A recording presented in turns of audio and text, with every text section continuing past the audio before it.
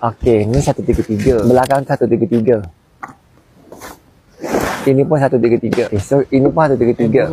133. Siapa yang tahu apa maksud 133? Komen. Cepat bagi tahu. 133. Orang Cina tahu.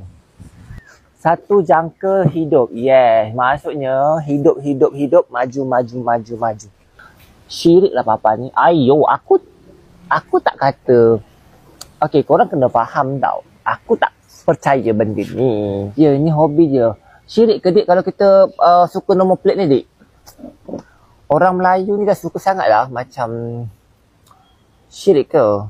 Nombor paling mahal mana dia? Nombor paling mahal kau kejap buka Ferrari ni. Nombor paling mahal. Kalau kau nak tengok paling mahal, ni paling mahal nombor ni. Ini nombor 400,000 kakak.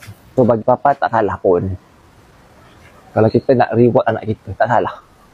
Daripada kita ada skandal, baik kita skandal dengan anak kita.